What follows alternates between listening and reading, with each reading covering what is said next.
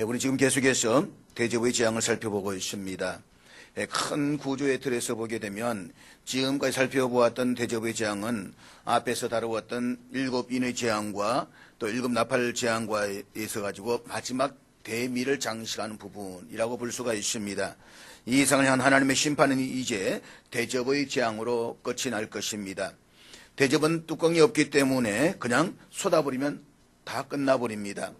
예비적인 중간 과정이 존재하지 않습니다. 더 이상의 기회도 없습니다. 그렇기 때문에 마지막 대접의 재앙이 오기 전에 회개하고 하나님께로 돌아오라는 것입니다. 그리고 믿음의 성도들에게는 앞으로 이 땅에서 어떤 일들이 일어난다고 할지라도 참되시며 영원한 왕이신 하나님께 예배하기를 결단코 중단하지 말라는 것입니다. 그러므로 우리는 이 요한계시를 공부하면서 그저 듣고 아는 것으로 끝나면 안 됩니다. 들었으면 행함으로 나아가야만 합니다. 그것은 오직 만왕의 왕이신 하나님께로 나와서 그분만을 경배하며 예배하기를 중단하지 말아야 한다는 것입니다. 그리고 끝까지 인내하는 가운데 오직 주께만 죽도록 충성하는 하나님의 신실한 백성들이 되기를 힘써야만 합니다. 너희가 환난을 받겠지만 그럼에도 불구하고 죽도록 충성하라. 그러면 내가 생명의 관을 내게 주리라. 이것이 요한계시를 통해서 하나님 백성들에게 주시는 메시지입니다. 그러므로 오늘 하나님의 말씀을 듣는 가운데 우리의 믿음을 더욱더 굳건하게 함으로써 충성된 삶을 살아가기를 결단하는 저와 여러분 될 수 있기를 주의 이름으로 축복합니다. 이제 16장에 기록되고 있는 7대접의 재앙은 두 부분으로 나누어질 수 있다라고 말씀을 드렸습니다. 첫째 대접부터 넷째 대접은 자연 환경에 대한 재앙이었습니다. 그 순서가 7나팔 재앙과 같이 간다라고 했습니다. 그래서 천사를 통해서 땅 위에와 그리고 바다와 강과 물건은 그리고 해에다가 진노의 대접을 쏟아버리게 됩니다. 이어지는 나머지 5째, 6째, 7째 대접은 사탄의 보호자에 쏟아지는 재앙입니다. 그래서 5째 천사가 그 대접을 짐승의 왕자에 쏟아버립니다. 그 결과 짐승의 나라 전체가 암흑의 천지가 됩니다. 사람들은 고통이 너무 심해서 마치 실성한 사람처럼 자신의 혀를 깨물 정도라고 했습니다. 하나님께서 이처럼 두렵고 무서운 대접의 재앙을 쏟아시는 궁극적인 목적은 선택된 백성들을 위한 완성된 구원에 있습니다. 그렇기 때문에 세상의 마지막 징조들을 보게 되면 주저하지 말고 회개하고 주께로 돌아오라는 것입니다. 그런 불과 사람들은 하나님을 비방하고 그들의 행위를 회개하지 아니하더라고 했습니다.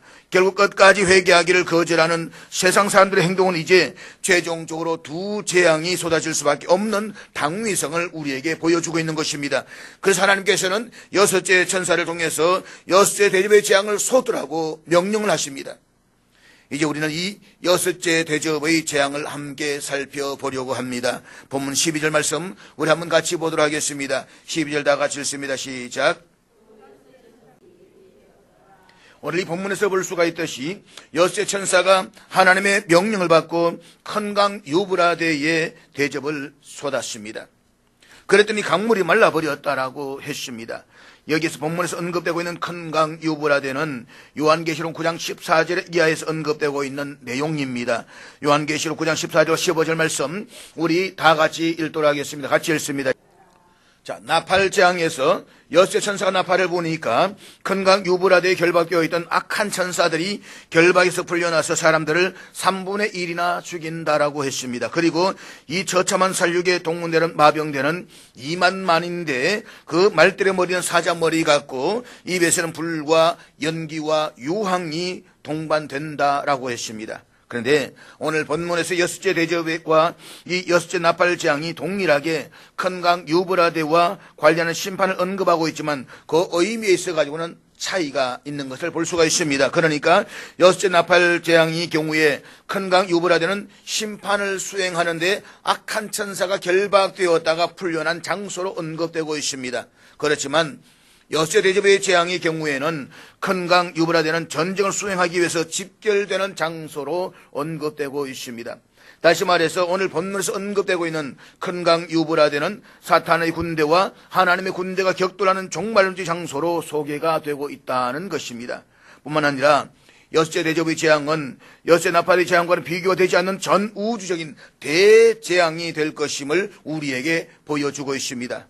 오늘 본문에 보면 이제 여섯째 천사가 큰 강 유브라데에 진노의 대접을 쏟았더니 그 강이 완전히 마르게 되고 동방에서 오는 왕들의 길이 예비되었더라고 했습니다.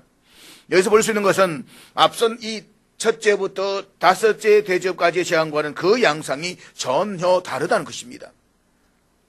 이전의 대접의 재앙은 심판의 대상자들에게 직접적인 고통이나 어려움이 따라왔습니다. 그런데 여섯째 대접의 재앙에서는 하나님의 진노의 대접이 쏟아졌음에도 불구하고 세상이나 불신자들에게 직접적인 고통이나 어려움이 일어나지 않았다는 것입니다. 오히려 그들에게 상황이 유리하게 작용되고 있는 것을 우리가 볼 수가 있습니다. 우리가 요한계시록 9장의 여섯째 나팔재앙에서 살펴보았지만 이 유브라데 강은 아르메니아 산맥에서 발원해가지고 페르시아만으로 흘러들어가는 2800km라는 아주 큰 강입니다. 사진을 볼 수 있는 것처럼 저 위에서부터 이 밑에 이스라엘 이 요단강까지 흘러가는 그런 줄기가 바로 이 유프라테스 강이다 라고 볼 수가 있는 것입니다. 그렇기 때문에 유프라데 강이 물이 불어나서 범람하게 된다면 침략하고자 하는 자들에게는 심각한 타격을 줄 수가 있습니다. 그리고 저들은 강을 건너기 위해서 다리나 뗏목을 만들 때까지의 시간을 집재할 수가 있습니다. 그렇기 때문에 만약에 본문대로 한다면 앞에 첫째부터 다섯째 천사까지의 과정을 이야기한다고 한다면 여섯째 천사가 큰 강 유브라데에 하나님 진노의 대접을 쏟았더니 물이 범람하더라 라고 하는 것이 어쩌면 상황으로 맞을는지도 모르겠습니다. 그런데 대접을 쏟아버렸더니 바닥까지 말라버렸다라고 했습니다. 자, 우리가 중요한 것은 여기서 주목할 수 있는 것이 뭐냐? 큰 강 유브라데가 말라버린 그 강바닥을 따라서 오는 왕들의 건거지입니다. 그들이 어디에서부터 오느냐? 바로 동방이다라고 했습니다. 그러니까 동방의 왕들이 자기들이 사는 곳인 동방으로부터 마른 강 유브라데를 넘어서 몰려오고 있다는 것입니다. 자, 그렇다면 이 동방이라는 것이 어떤 의미를 갖고 있느냐? 라고 하는 것을 우리가 생각해 보아야 됩니다. 이스라엘 백성들이 있어가지고 동방은 자신들을 침공하는 이방인들이 거주하는 곳으로 생각되어져 왔습니다. 더구나 이스라엘 멸망시켰던 바벨론, 또 이 북이스라엘 멸망시켰던 아수르, 이들이 전부 다 지리적으로 보았을 때에 이스라엘의 동쪽에 위치해 있다라는 사실에서도 짐작할 수가 있는 것입니다. 그런가 하면 팔레스틴 지역에서의 동풍은 건조한 열풍을 이야기합니다. 그래서 건조한 열풍인 동풍이 불어오면 공중을 전체가 모래먼지로 완전히 덮어버리면서 사람들의 건강을 직간접적으로 해치거나 동작물을 완전히 말라 죽게 만들어버린다는 것입니다. 그런데 이 바람의 심각성은 영적인 의미에 있습니다. 그래서 선지자들은 동풍을 이스라엘 멸망시킬 동쪽의 민족들에 비유하기도 했다는 것입니다.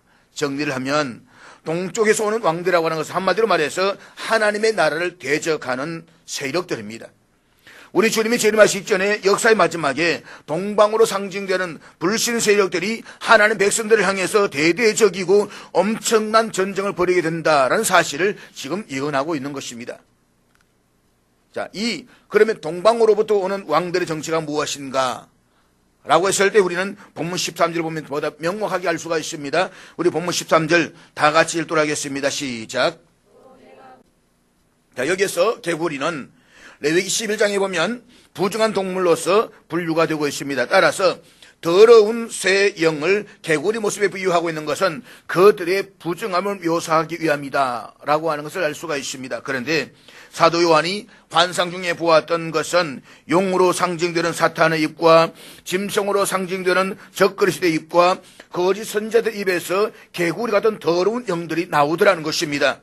사탄과 적그리스도와 거짓 선지자들을 가리켜서 우리는 사탄 삼두제제 혹은 사탄 삼위일체라고 했습니다. 용과 짐승과 거짓 선지자는 성부, 성자, 성령 삼위일체 하나님께 대한 이 함께 일하는 것을 모방하고 있는 것입니다. 그래서 사탄은 철저하게 하나님을 모방한다는 것입니다. 그래서 이들 사탄 삼두체제도 함께 역사를 합니다. 이것은 마지막 날에 연합체를 구성해서 절정에 이르는 힘을 발휘하게 될 것임을 우리에게 예고하고 있는 것입니다. 사랑하는 여러분, 연합이 나쁜 것은 아닙니다. 시편 133편에서도 형제가 연합하여 동거하는 것이 선하고 아름답다라고 했습니다. 그리고 우리 그리스도 안에 있는 성도들은 그리스도와 또 성도들이 서로 연합하는 것은 대단히 유익하고 고무적이다라고 말할 수가 있는 것입니다. 그런데 문제는 악의 세력들의 연합인 것입니다. 이것은 결코 있어서는 안 되는 일입니다. 그런데 오늘 우리 사회와 지구촌에서 일하고 있는 일들을 한번 바라보시기를 바랍니다. 악의 세력들의 결집 현상이 계속해서 일어나고 있습니다. 과거 2000년대 초반까지만 하더라도 보면 우리 사회에서는 동성애자들이 드러내놓고 자신이 동성애자다라고 말하지를 않았습니다. 그런데 지금은 이들이 길거리를 활보하면서 자신들의 세력을 모으고 있습니다. 각 도시를 돌면서 동성애자들의 모임인 퀴어 축제를 열면서 사회를 타락시키고 젊은 사람들을 유혹하고 있습니다. 사랑하는 여러분, 성경적인 눈으로 세계사의 면면을 한 번만 좀 들여다보십시오. 그랬던 연합은 계속해서 힘을 키워왔고 지금도 힘을 키우고 있으며 앞으로도 계속해서 힘을 키워갈 것입니다. 악의 세력은 시간이 흐를수록 성장해 갈 것이며 보다 강한 힘을 지니게 될 것입니다. 그래야 해서 악의 세력은 우리의 선한 힘을 빼앗고 우리의 이성을 쇠약하게 하고 우리의 의지를 거듭된 길로 이끌어갈 것입니다. 우리의 성품을 부패하게 하고 우리의 용기를 나약하게 할 것입니다. 우리 하여금 선한 판단력을 상실하게 하고 거듭된 것을 추궁하게 될 것입니다. 그렇게 함으로써 자기의 연합체를 보다 강하고 완벽하게 만들어 가려고 할 것입니다. 우리는 지금 그와 같은 현상들을 우리 사회와 지구촌 곳곳에 하고 있는 일들을 통해서 그대로 보고 있는 것입니다. 이런 현상은 마지막 날이 가까워질수록 더 강해질 것입니다. 왜입니까? 하나님과 대적하기 위해서 말입니다. 자, 그것이 오늘 본문 14절에서 말씀하고 있는 내용인데 우리 14절 말씀 다 같이 읽도록 하겠습니다. 14절 같이 읽습니다. 시작. 자, 본문에 보면 악의 세력 연합체가 더 많은 군사들을 모으기 위해서 행한 일들이 나타납니다. 그것은 사람들 앞에서 이적을 행하는 것입니다. 물론 그 이적은 참된 것이 아니라 기만적인 사술에 불과한 것입니다.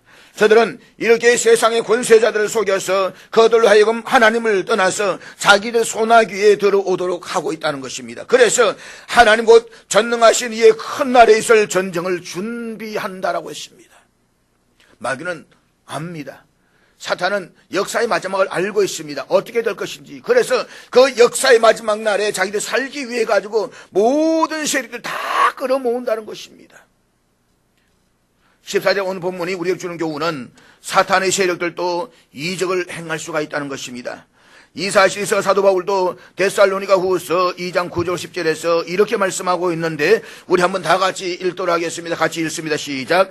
악한 자의 나타남은 사탄의 활동을 따라 모든 능력과 표적과 거짓 기적과 불신의 모든 속임으로 멸망하는 자들에게 있으리니 이는 그들이 진리의 사랑을 받지 아니하여 구원함을 받지 못함이라. 그렇습니다. 사탄과 적그리스도와 거짓 선자들도 능력을 행하고 표적과 기적을 행할 수가 있습니다. 지금도 그런 이유 때문에 많은 사람들이 사탄의 세력에 넘어가서 멸망의 길로 가고 있는 것입니다. 그렇기 때문에 마지막 시대일수록 영적 분별력이 있어야 되는 것입니다. 그리고 세상에 생겨진 이적과 표적을 보고 따라가면 안 됩니다. 결코 잊지 마십시오. 사탄과 그에게서 권세를 받은 적그리스도와 거짓 선자들도 이적을 행할 수가 있습니다. 사탄과 그의 하수인들은 거짓된 이적과 기사를 행함으로써 자기 세력을 확장하고 그것을 통해서 하나님을 대적하고자 한다는 것입니다. 그러므로 이적을 보고 따라가면 안 됩니다. 무엇보다 우리는 이적과 표적을 보고서 믿는 종교가 아닙니다. 우리는 오직 우리의 구원자이신 예수 그리스도만을 믿고 따라가는 것입니다. 주님만을 따라가시기를 바랍니다. 이적을 따라가지 마십시오. 그러면 망하는 것입니다. 나만 망하는 것이 아니라 가정이 망하고 모든 것이 다 망하게 되는 것입니다. 자, 보십시오. 여세 천사가 하나님의 진노의 대접을 큰 강 유벌에 쏟았더니 강물이 말랐다라고 했습니다. 그리고 그 마른 강을 통해서 동방으로부터 온 왕들의 길이 예비되었다라고 했습니다. 뿐만 아니라 용과 적그리스도와 거짓 선자의 입에서 개구리 어떤 더러운 영들이 나온다라고 했습니다. 귀신들이 나온다는 것입니다. 이 귀신들이 나와서 이적을 행하면서 천하의 왕들을 유혹해서 그들로 하여금 전쟁을 하도록 한다는 것입니다. 그런데 이들 세 영이 곧 하나님 곧 전능하신 이의 큰 나라에 있을 전쟁을 위해서 온 세계 왕들을 어디로 모으는가? 라고 했을 때 오늘 본문 16절 말씀입니다. 우리 16절 다 같이 읽겠습니다. 시작. 세 영이 히브리어로 아마겟돈이라 하는 곳으로 왕들을 모으더라. 자, 여기 보면 그 유명한 아마겟돈이 나옵니다. 아마겟돈 전쟁. 들어보셨습니까? 아마겟돈 전쟁. 결국 오늘 본문에서 볼 수 있는 이 여섯째 대접의 재앙은 우리 주님께서 재림하신 직전에 일어날 역사의 마지막 전쟁인 아마겟돈 전쟁에 관한 내용입니다. 그런데 여섯째 대접의 재앙은 우리가 잘못 해석을 하면 큰 문제가 생길 수 있는 부분이다라는 사실을 우리가 먼저 기억할 필요가 있습니다. 자, 그렇다면 여기서 아마겟돈 전쟁은 무엇을 의미하느냐? 우리가 문자적으로 보면 3차 대전을 말하고 있는 것이냐, 아니면 다른 그 무엇이냐? 그리고 여기 동방에서 오는 왕들의 길이 예비되었다는 또 무슨 뜻인가? 자, 우리 지도에서 보듯이 유프라데스 강이 있는데 이 강이 말라서 동방에서 오는 왕들이 그쪽으로 통과해서 대전쟁이 일어나는데 이것이 마지막 전쟁으로서 3차 세계대전이다라고 해석하는 사람들이 있습니다. 그리고 동방에서 오는 왕들은 동방에서 많은 군대를 거느리고 올라올 수 있는 사람들은 어디냐? 나는 어디냐고 해서 중국군이라는 것입니다. 그래서 아마도 동방에서 오는 왕들은 중국 군대일 것이다 라고 주장하는 사람들이 있습니다. 세대주의 신앙에서 그렇게 이야기를 합니다. 자, 유브라데 강을 건너가면 팔레스타인이 나오는데 이들이 팔레스타인의 아마겟돈에서 전쟁을 벌인다. 자, 그렇다면 여러분, 아마겟돈이 어디인가? 자, 우리가 지도를 보게 되면 히브리어로 이 아마겟돈이라고 하는 건데 이게 뭐냐? 여기 머깃도입니다. 하르 아마겟돈, 하르 머깃도라고 이야기하는 것인데 이 말을 다시 말하면 이 아마겟돈이라고 했을 때 다시 말하면 머깃도의 언덕이라는 뜻이라는 겁니다. 우리가 지도를 보기 다시 보지만 이스라엘 골짜기 사이에서 이 머깃도가 있는데 이 머깃도는 교통의 요충지로서 이 세계사 속에서 자리를 잡고 있다 라고 말할 수가 있는 것입니다. 그래서 지금도 머깃도라는 언덕이 있는데 대략 20km, 30km 되는 그런 언덕이라는 것입니다. 앞에 있는 것이 바로 이 머깃도 언덕의 모습입니다. 자, 그런데 이 머깃도 언덕에서 옛날부터 전쟁을 굉장히 많이 했습니다. 사사시대에 보면 더브라 바락의 지휘하에서 이스라엘 백성들이 그 언덕에서 전쟁을 했습니다. 요시야 왕도 그 언덕에서 전쟁을 하다가 패전했습니다. 그리고 1917년에는 영국 군대가 터키 군대를 격퇴시킨 곳이 바로 이 머깃도 언덕입니다. 십자군 전쟁도 이곳에서 일어났습니다. 많은 전쟁의 격전지가 바로 이 머깃도 언덕이라는 곳입니다. 그런데 요한계시록에는 2만만이라고 해서 2억 정도의 군대가 그곳에 들어간다라고 했는데 아무리 계산을 해도 20km와 30km 되는 그곳에 2억의 군대가 들어간다는 것은 불가능합니다. 자, 아마겟돈은 머깃도 언덕입니다. 이곳은 전쟁을 워낙 많이 한 곳입니다. 나폴레옹도 세계에서 가장 적절한 전쟁터가 머깃도다라고 했습니다. 머깃도를 점령하면 1,000개의 도시를 점령하는 것보다 낫다라고 했습니다. 북쪽에서 옛날 같으면 시리아, 아수르와 바벨론 군대가 이집트를 향해서 밑으로 내려올 때에도 머깃도를 통과해야만 합니다. 반면에 이집트에서 북쪽으로 올라올 때에도 이 머깃도를 통과해야만 합니다. 그렇기 때문에 머깃도만 장악하면 전체를 장악하는 것 같다는 의미를 가지고 있습니다. 그렇기 때문에 그곳에서 엄청난 정쟁이 일어났다는 것입니다. 그러니까 전쟁터로 가장 유명한 곳이 바로 머깃도 언덕이고 그곳이 바로 아마겟돈이라는 것입니다. 그런데 이곳에서 동방의 왕들이 군대를 거느리고 와서 이스라엘 머깃도 언덕에서 모여서 전쟁을 하는데 또 다른 군대들이 와서 싸움을 붙어서 마지막 전쟁, 대전쟁이 일어납니다. 그래서 중동 사태만 일어나면 우리는 저것이 아마겟돈 전쟁이 아니냐라고 불안해하고 있는 사람들도 있는 것입니다. 저는 이 부분에 있어가지고 절대적인 해석을 내리려고 하지는 않습니다. 이것이다 라고 말하지는 않습니다. 또 물리적인 전쟁을 배제하지도 않습니다. 물리적인 전쟁이 일어날 수도 있을 것입니다. 그리고 어떤 의미에서 성경에 보면 주님이 재림하시기 전에 전쟁이 일어난다라고 했으니까 실제적인 전쟁이 일어날 수도 있습니다. 7인을 떼는 재앙에서도 전쟁이 몇 차례 언급되고 있습니다. 예수님께서 마태복음 24장의 감람산 강화에서 마지막 주님이 오실 때의 징조를 말씀하시면서 전쟁이 일어난다라고 했습니다. 그런데 여기에서 나오는 전쟁은 정말 그런 전쟁이냐, 문자적인 실적인 전쟁이냐, 먼저 이 전쟁의 특징을 살펴보려고 합니다. 본문 13절에서 보듯이 용과 적그리스도와 거짓 선자 입에서 더러운 귀신들이 나온다라고 했습니다. 그리고 이 귀신들이 나와서 전쟁을 해서 온 천하의 왕들을 모은다라고 했습니다. 여기에서 우리가 유의해 보여야 할 상황이 있습니다. 분명히 앞에서는 동방의 왕들이 지나가도록 길이 예비된다라고 했는데 여기에서 온 천하의 왕들이 온다라고 했습니다. 그러니까 여기서 말하는 전쟁은 동방의 왕들과 다른 왕들이 싸우는 것이 아니라 온 천하의 왕들이 다 동원된다는 것입니다. 그리고 이 전쟁을 위해서 귀신들이 온 천하의 왕들을 동원한다는 것입니다. 한마디로 말해서 전 세계가 다 동원되는 전쟁이다라고 하는 것입니다. 그리고 이 전쟁의 성격을 보여주는 것이 14절 하반절의 말씀이 있는 것인데 하나님 곧 전능하신 이의 큰 날에 있을 전쟁을 위해서 그들을 모으더라. 이것이 무슨 뜻인지에 대해서는 요한계시록에서 비슷한 경우를 찾아보면 됩니다. 그래서 우리 요한계시록 19장 19절 우리 다 같이 읽도록 하겠습니다. 같이 읽습니다. 시작. 자, 여기서 이 거짐승은 적그리스도입니다. 그래서 적그리스도와 땅의 임금들과 그의 군대들이 그 말탄자와 그의 군대와 더불어서 전쟁을 벌인다라고 했습니다. 여기서 그 말탄자는 백마를 타고 재림하시는 예수 그리스도를 말씀합니다. 예수님과 그의 군대라고 말한다면 결국 하나님의 백성들입니다. 그러니까 하나님의 군대를 하나의 군대로 보고 그 다음에 적그리스도와 땅의 임금들과 그의 군대가 또 하나의 군대입니다. 이렇게 놓고 보면 한쪽에서는 예수 그를 대장으로 하는 하나님의 군대가 있고 다른 한쪽에서는 적그리스도를 대장으로 하는 사탄의 군대가 있습니다. 그리고 이 두 군대가 맞붙어서 전쟁을 벌인다는 것입니다. 그런데 여기 보면 땅의 임금들을 했으니까 한두 임금들이 아니라 많은 임금들이 동원되는 전쟁입니다. 전쟁의 성격이 그리스도의 군대와 적그리스도 군대와의 싸움이라는 것입니다. 그렇다면 한번 생각해 보시길 바랍니다.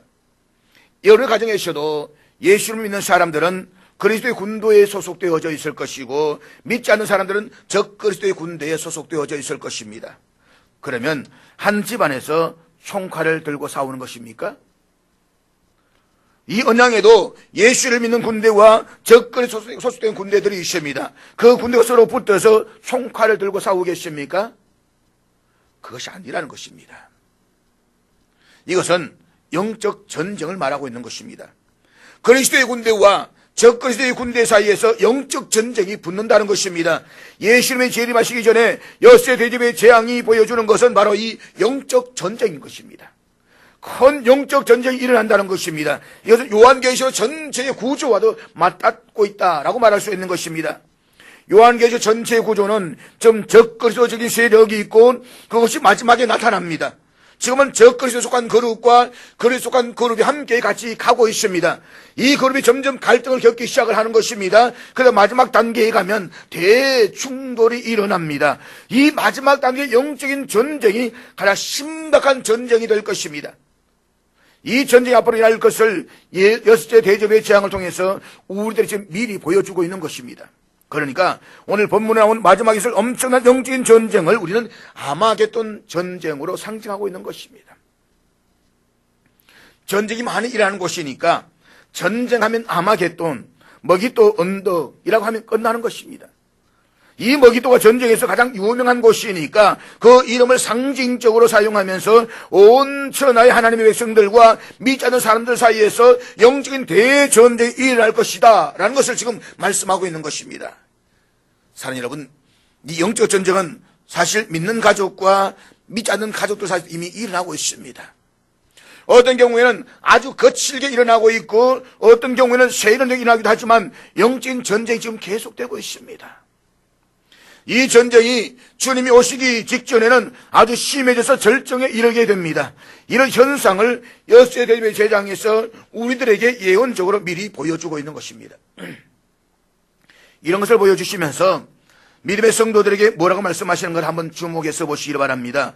본문 15절 말씀 우리 다 같이 읽겠습니다. 시작. 사랑하는 여러분, 예수님께서 오십니다. 도둑같이 오십니다. 예수님이 도둑같이 오신다라고 하는 것은 준비한 채 기다리 않는 자들에게는 알지 못하는 사이에 돌발적으로 일할 것임을 경고하고 있는 말씀인 것입니다. 그렇다면 도둑같이 오실 주님의 재림을 기다리는 우리가 준비할 것이 무엇입니까? 오늘 본문에서 두 가지를 말씀하고 있습니다.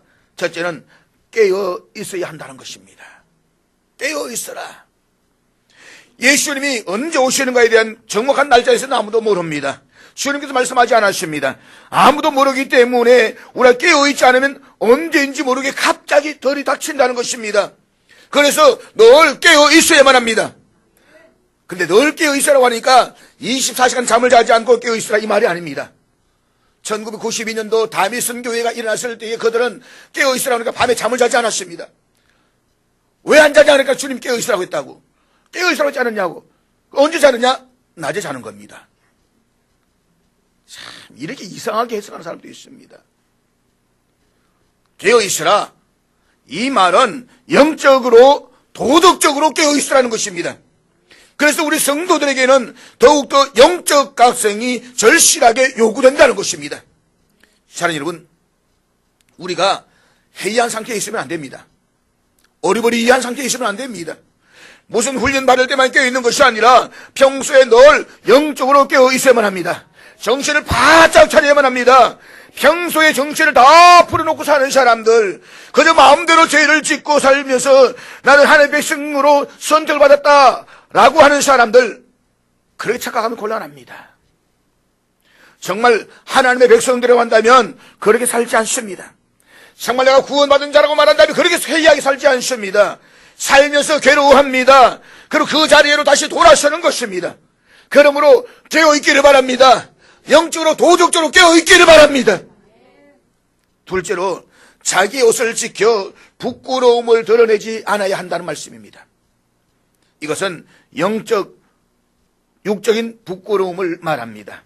도덕적인 부끄러움을 말하는 것입니다. 뭐든지 하나님의 백성들은 세상에서 부끄러움을 당하지 않는 삶을 살아야만 합니다. 도덕적으로 부끄럽지 않는 삶을 살려고 애를 써야만 합니다. 그래서 예수 그리스도 의로 말미암아서 정결하게 된 예복이 다시금 죄로 더럽혀지지 않도록 우리의 몸을 정결하게 해야 되는 것입니다. 사랑하는 여러분, 혹여 누군가가 여러분의 삶을 알까봐 숨기는 삶을 살고 있지는 않습니까? 그렇다면 그 삶을 청산하십시오. 물론 어느 누구도 완벽하고 깨끗한 사람은 없습니다. 지금 여러분들에게 완벽주의를 취하라고 말하고 있는 것이 아닙니다. 그러나 혹여 누군가가 내 삶을 알면 어떨까를 염려하면서 부끄러워하는 삶을 살고 있다고 한다면 청산해야 되는 것입니다. 단호하게 끊어버려야만 합니다. 비록 완벽하지는 못해도 주님 앞에서 영적으로 도덕적으로 깨끗한 삶을 살려고 노력해야만 합니다. 잘못한 것이 있으면 십자가 앞에 나와서 죄를 고백하고 다시 용서함을 받고 정결한 삶을 살아야만 합니다. 여러분의 남편이나 아내가 여러분을 보았을 때 저 사람은 진짜다 라고 이야기할 정도로 신앙생활을 해야 되는 것입니다. 우리 마누라 정말 예수쟁이다 그렇게 이야기할 수 있어야 되는 것입니다. 사람들 보는 앞에서는 거룩한 척 하는데 아무도 보지 않을 때에는 신앙을 내팽개치는 그런 삶을 살면 안 됩니다. 교회에서는 대단히 충성하는 것처럼 하는데 집에 가면 엉망이 되는 삶을, 그런 삶을 살면 안 되는 것입니다. 정말 아내를 사랑해야만 합니다. 정말 남편을 사랑해야만 합니다. 정말 가족을 사랑해야만 합니다. 예수를 잘 믿으면 정말 사랑하게 되어져 있습니다. 예수를 잘 믿으면 정말 남편을 남편 대우합니다. 신앙 따로 있고 생활 따로 있는 것은 잘못된 신앙인 것입니다. 진짜 신앙생활을 잘하면 가정이 완벽하지는 않지만 작은 천국이 되는 것입니다. 이것이 깨끗하게 살 때에 일어나는 것입니다. 그러므로 도덕적으로 영적으로 바로 서시기를 바랍니다. 우리 은양영신교회 성도 여러분들은 주님 앞에 부끄럽지 않도록 깨끗하게 살아가시기를 바랍니다. 정말 목사답게, 장로답게, 권사답게 안수 집사답게, 서리 집사답게 살아야 되는 것입니다. 어디를 내놓아도 완벽하지는 않지만 저 사람은 정말 믿음으로 바르게 사는 사람이라는 그런 평가를 받을 수가 있어야만 합니다. 천사도 흠모할 만한 그런 믿음의 삶을 사셔야 되는 것입니다. 이것이 우리 주님이 기대하시고 원하시는 삶인 것입니다. 깨어 자기 옷을 지켜 벌거벗고 다니지 아니하며 자기의 부끄러움을 보이지 않는 자는 복이 있도다. 그렇습니다. 이런 사람이 진짜 복이 있는 사람입니다. 이제 마지막 영적인 전쟁이 언젠가는 올 것입니다. 그러나 이 전쟁은 우리가 실패하는 전쟁이 아니라 승리하는 전쟁이 될 것입니다. 이 전쟁은 주님의 재림하심으로 완전히 다 끝이 날 것입니다. 그렇기 때문에 믿음의 성도들은 미래에 있을 무서운 사건들을 예견하지만 문제는 이런 종말 사건들을 두려워해서는 안 된다는 것입니다. 오직 깨어 있기만 하면 됩니다. 복 있는 사람은 구원의 반열에 서 있는 사람이면서도 동시에 기름을 준비한 다섯 전의 삶을 살아가는 것입니다. 잊지 마십시오. 최후 승리는 우리의 것입니다. 우리의 승리를 이미 확보한 사람들입니다. 승리를 확보해온 사람으로서 주님이 원하시는 그 삶을 우리가 살아드리기만 하면 되는 것입니다. 일생을 살면서 부끄러워서 자신의 삶을 내놓지 못하는 그런 삶을 살지는 마십시오. 정결하게 사십시오. 단장한 신부답게 사십시오. 주님께서 우리를 위해서 십자가에서 왜 피를 흘리셨습니까? 우리가 하나님 앞에서 거룩한 친백성이 되도록 하기 위해서였던 것입니다. 선한 일에 힘쓰는 하나님의 거룩한 백성이 되도록 위해서 피를 흘리셨습니다. 그러므로 좀 손해를 보더라도, 좀 따돌림을 당하더라도 주님 앞에 바로 서서 부끄러움을 당하지 않고 정결한 주님 백성으로서 최종 승리로 출마할 수 있는 저와 여러분 될 수 있기를 주의 이름으로 축복합니다.